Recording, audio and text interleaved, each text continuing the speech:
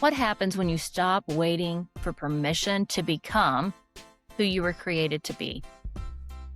This week, I stood in two completely different rooms that carried the exact same message. One room was filled with speakers and entrepreneurs and change makers. It was the first ever mic drop live event, and women were boldly using their voices and stepping into their purpose.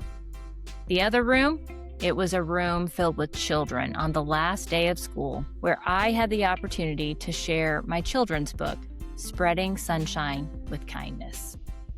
And somewhere between those two moments, I realized something. I'm not asking for a seat at the table anymore. I'm changing the table. After more than 20 years in public education, after dimming my light to fit expectations and survive systems that often drain people instead of develop them, I've decided I want to become part of the solution. I want to help create a world I want to live in. And even more importantly, I want to create a world that I want for my children and for my grandchildren. And maybe you're feeling that too. Before we get started, I want to thank our legacy partner, Craig Williams, founder of Conversary. At Spark Hope, we believe story matters because story shapes how we lead, how we connect, and how we show up in the world.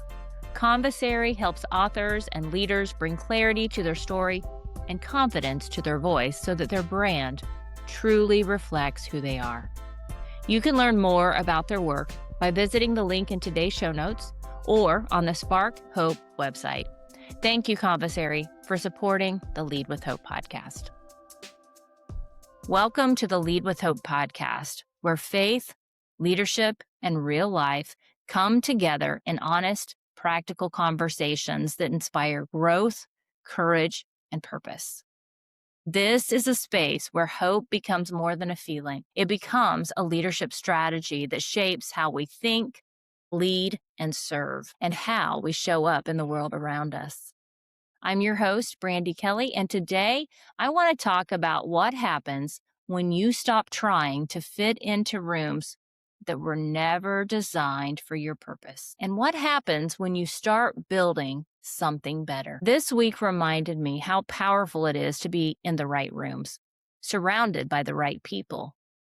At Mic Drop Live, I was surrounded by people who were building things, speaking life into others, and refusing to play small anymore. And honestly, it challenged me because I realized how many years I spent waiting to feel ready, waiting to feel qualified. How many years I spent waiting for someone else to validate my voice. But purpose doesn't wait for permission. And I think so many people, especially women, have spent years shrinking themselves to make others feel comfortable. We learn to survive, to perform, to achieve, to hold everything together for everyone else. But somewhere along the way, many of us disconnected from who we really are. And that's why the second experience this week impacted me so deeply. When I visited Full Armor Christian Academy to share Spreading Sunshine with Kindness, I watched children light up over the simplest message: kindness matters. People matter. Your words matter, and your light absolutely matters.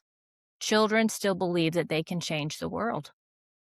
I think adults forget that. Somewhere along the way, cynicism becomes normal.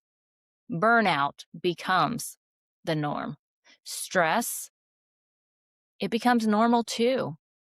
And this causes disconnection. But watching those students reminded me that leadership is not just about performance or productivity. It's about culture. It's about what we create around us. It's about whether people feel safe and valued, encouraged and seen because we were in the room. That's the kind of leadership I want to model moving forward.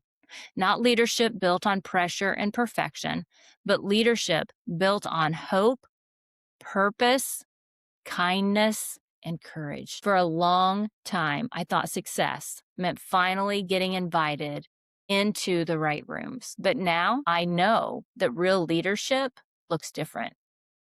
Real leadership means that you are building new rooms entirely. Rooms where people can breathe. Rooms where leaders are healthy. Rooms where kindness is strength. And rooms where people don't have to lose themselves to succeed. And these rooms are also rooms where children inherit hope instead of burnout. That's why I write. That's why I speak. That's why I coach. And that's why I created this podcast. Because I don't just want to talk about change anymore. I want to create it. And maybe your next season isn't about trying harder to fit in. Maybe it's about building something better. Let's pause for just a moment because I want to tell you about a partner who truly aligns with the heart of this podcast, Commissary. Here on Lead with Hope, we talk a lot about clarity of purpose, clarity of voice, and clarity of direction. And that's exactly where Commissary comes in. They help leaders, educators, and change makers uncover the story behind their work and share it in a way that feels honest, meaningful, and deeply aligned with who they are. If you've ever felt the nudge to write a book, refine your message, or build a brand that actually reflects your values, not just your resume, Commissary doesn't rush you or box you in. They walk alongside you, helping you shape your story with intention and integrity. A big thank you to Craig Williams and Commissary for being a legacy sponsor of this podcast and for investing in stories that matter. Because when we share our stories with clarity and hope, real change happens. So here are 3 takeaways that I want to leave you with, some things for you to think about. First, I want to encourage you to stop waiting for permission. You don't need another title, degree, invitation, or anybody's approval to begin using your voice. Start the business if that's what you want to do. Write the book. Launch the idea. Speak up in that meeting. Create the community. Apply, even if you are not 100% qualified for that next job. The world changes when ordinary people stop waiting to be chosen and start showing up with courage. Second, protect your light. Matthew 5:16 reminds us that we are the light in a dark world.